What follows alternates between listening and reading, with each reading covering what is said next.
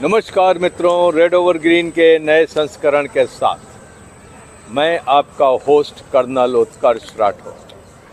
मित्रों, आज बात करेंगे कि स्ट्रैटेजिक बॉम्बर क्या होता है और भारतीय वायुसेना इसको खरीदने पर क्यों विचार कर रही है। और यहाँ पर हम एयर फोर्स म्यूज़ियम पालम में आए हुए हैं और हमारे पीछे आप बीते दिनों का लिबरेटर बॉम्बर देख रहे हैं और हमारे साथ हैं आपके चहेते ग्रुप कैप्टन उत्तम कुमार देवनाथ। सर, आपका स्वागत है और मैं चाहूँगा कि आप हमारे श्रोताओं को बताएं कि ये बॉम्बर क्या होता है और इसकी ज़रूरत क्या है। हाँ, सबसे पहले तो colonel Rathore, thank you very much इस शानदार शो को ऑर्गेनाइज करने के लिए। पृष्ठभूमि में आप देख सकते हैं कि द्वितीय विश्व युद्ध के समय का एक शानदार स्ट्रेटेजिक बॉम्बर लिबरेटर बॉम्बर हमारे पृष्ठभूमि में खड़ा है। ये लिबरेटर B-24 बॉम्बर अमेरिका की एयरफोर्स इस्तेमाल करती थी। देखिए, बॉम्बर जो हैं 3 तरह के होते हैं।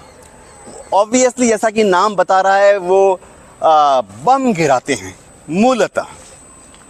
तो स्ट्रेटेजिक बॉम्बर जो है वो ज़्यादा भारी बॉम्ब गिरा सकता है, ज़्यादा तादाद में गिरा सकता है और ज़्यादा दूर तक जाके गिरा सकता है।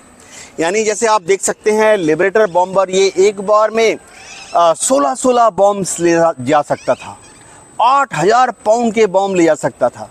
तो ये बहुत दूर एक बार में उस ज़माने के हिसाब से एक बार में 2000 किलोमीटर दूर जाकर 2000 किलोमीटर वापस आकर बॉम्बिंग करता था।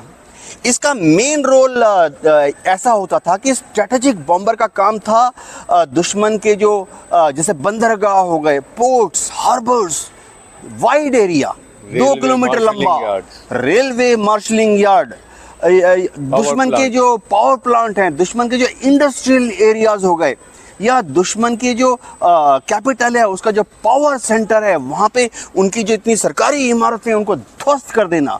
आप याद रखेंगे कि बर्लिन शहर को यूएस एयरफोर्स ने और रॉयल एयरफोर्स ने द्वितीय विश्व युद्ध में मटियामेट कर दिया था, फ्लैट कर दिया था। लंदन में ऐसा हुआ था। तो ये है खास रोल स्ट्रेटेजिक बॉम्बर्स का।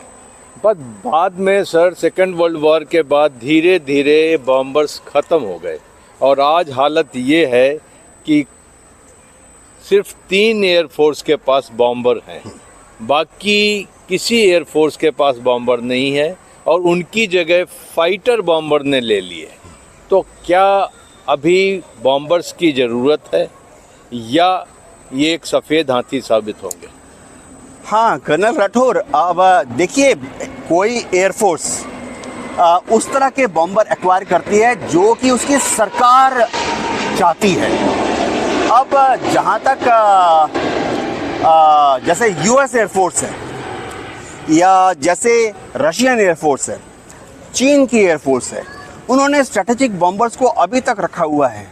चीन की एयरफोर्स ने H-6 रखा हुआ है, रशियन एयरफोर्स ने टुपोलोव के 2 वेरिएंट रखे हुए हैं और अमेरिका की एयरफोर्स ने तो B-52 बॉम्बर्स को रखा हुआ है, B-2 बॉम्बर्स को रखा हुआ है, B-1B बॉम्बर्स को रखा हुआ है। इसका जो कारण ये है, बाकी देशों ने नहीं रखा। कारण ये है कि देखिए, स्ट्रेटेजिक बॉम्बर जो है कर्नल राठौर, ये एक पॉलिटिकल वेपन है। इससे आप दुश्मन के टैंक, तो बख्तरबंद गाड़ियाँ, ऐसी चीज़ों पर हमला नहीं करते। दुश्मन के हवाई अड्डा, कैंटोनमेंट, ऐसी चीज़ों पर हमला नहीं करते। स्ट्रेटेजिक बॉम्बर जो है उसका जो रोल, जैसे मैंने बताया, इतने बड़े बड़े टारगेट होते हैं। इंडस्ट्रियल एरिया हो गया दुश्मन का, पोर्ट्स, हार्बर्स। तो सरकार, ये एक पॉलिटिकल वेपन है। जब हमारी सरकार दुश्मन के सरकार पर दबाव डालना चाहती है तो स्ट्रेटेजिक बॉम्बर्स का इस्तेमाल होता है। तो इंडियन एयरफोर्स फिलहाल कोई स्ट्रेटेजिक बॉम्बर ऑपरेट नहीं कर रही है। सर, ये स्ट्रेटेजिक बॉम्बर को ऑपरेट करने के लिए भी कुछ कंडीशंस होती हैं। युद्ध की शुरुआत में आप नहीं कर सकते। तो जैसे कि आप देखें, एनिमी की एयर डिफेंस है या एनिमी की एयर को ख़त्म करना, तभी ये बॉम्बर निकल कर जा सकता है। रूस यूक्रेन वॉर में भी हम देख रहे हैं कि रशिया के स्ट्रेटेजिक बॉम्बर उन्हीं के एरिया में उड़ते हुए एयर लॉन्च क्रूज मिसाइल्स मारते हैं। तो ये सिचुएशन जब आती है, क्या भारतीय वायुसेना अपने विरोधियों को, चीन हो गया, पाकिस्तान हो गया, उनकी कंपैरिजन में वैसी काबिलियत, कैपेसिटी रखती है कि वो स्ट्रेटेजिक बॉम्बर्स को ऑपरेट कर सकती है? देखिए, फिलहाल इंडियन एयरफोर्स जो है कोई भी स्ट्रेटेजिक बॉम्बर ऑपरेट नहीं कर रही है। हमारे पास फिलहाल जो बॉम्बर्स हैं, ज़्यादा से ज़्यादा हम उनको मीडियम बॉम्बर्स बोल सकते हैं, यानी मध्य श्रेणी के।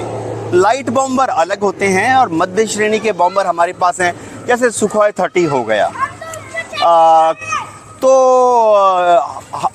ऐसे जो मीडियम क्लास जो बॉम्बर्स हैं, इनका इस्तेमाल होता है दुश्मन के मिलिट्री टारगेट्स पर हमला करना। दुश्मन की ऑर्डिनेंस फैक्ट्री हो गई, दुश्मन की छावनी हो गई, दुश्मन के मिलिट्री टारगेट हो गए, जैसे कि जहाँ पे दुश्मन ने कॉन्क एरिया बनाया है और कॉन्क एरिया में वो अपनी आर्मर को ला रहा है। एब्सोल्युटली सर, यहाँ पर एक सिचुएशन आती है कि फाइटर बॉम्बर का जब रोल आया, तो क्या फाइटर बॉम्बर एक तरीके से पुअर मैन्स स्ट्रेटेजिक बॉम्बर कहेंगे? हाँ कर्नल राठौर, सुखोई 30 है, रफाइल है, ये सब एक बार में 4-6 बॉम्ब्स ले जा सकते हैं। ठीक है, एक बार में वो 4-6 250 किलो वाले बॉम्ब ले जा सकते हैं, या दो मिसाइल्स भी ले जा सकते हैं। हाँ, 2 हज़ार पाउंड के बॉम्ब्स ले जा सकते हैं, क्रूज मिसाइल्स भी ले जा सकते हैं। तो अब बात ये है कि क्या भारत सरकार इस तरह का, देखिए ये सब भारत सरकार का निर्णय है, इंडियन एयरफोर्स ये डिसाइड नहीं करती है।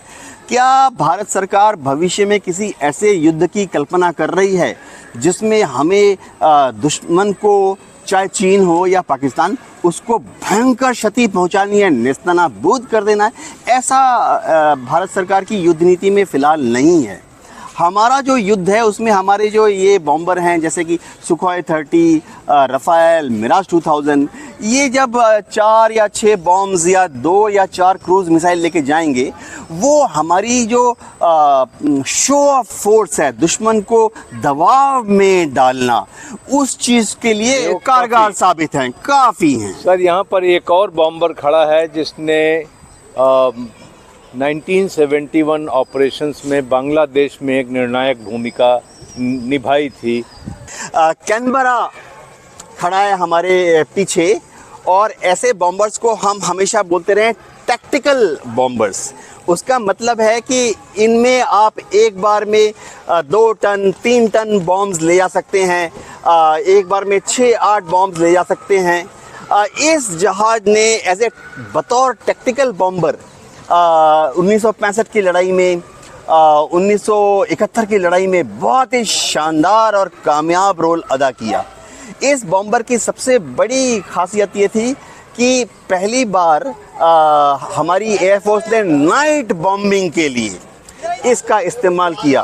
1965 के युद्ध में, 1971 के युद्ध में कैनबरा बॉम्बर जो है, ये पाकिस्तान के अंदर डीप पेनिट्रेशन करके पाकिस्तान एयरफोर्स के जो एयर बेस है उसके ऊपर रात के 2 बजे, रात के 3 बजे बॉम्बिंग करता था, जिससे कि पाकिस्तान की एयरफोर्स खलबली में रहती थी। उनके नुकसान तो जमीन पर होता था, लेकिन एक साइकोलॉजिकल प्रेशर होता था। Absolutely sir. अभी जो ये 2 तरीके के बॉम्बर सुनाई दे रहे हैं कि TU या B1, इनमें से कौन सा बॉम्बर, अगर आपको बोला जाए, कौन सा बॉम्बर आप लेना पसंद करेंगे? देखिए कर्नल राठौर, पायलट दिल से बात करता है, तो हमें तो वही कोई भी बॉम्बर दे दीजिए। इंजन अच्छा होना चाहिए, एयरफ्रेम अच्छा होना चाहिए, काफ़ी सारे उसमें बॉम्ब लोड होने चाहिए, यानी टनेज की बात कर रहा हूँ। और सबसे बड़ी बात है, आजकल उसमें ऐसे इलेक्ट्रॉनिक सिस्टम होने चाहिए कि रात के अंधेरे में भी वो दुश्मन के टेरिटरी में घुसकर दुश्मन के टारगेट को देखते हुए, आजकल इंफ्रारेड डिवाइस लगे होते हैं, गाइडेड बॉम्ब या क्रूज मिसाइल छोड़ सके।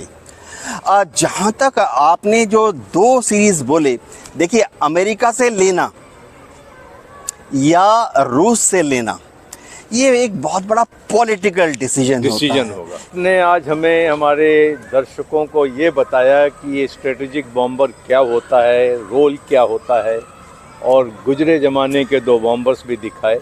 का शुक्रिया कि आपने इस विषय पे हमें प्रकाश डाला। आगे बढ़ के जैसा भी डिसीजन होगा तो इस पर हम फिर से बात करेंगे। Thank you sir. Thank you colonel Rathore.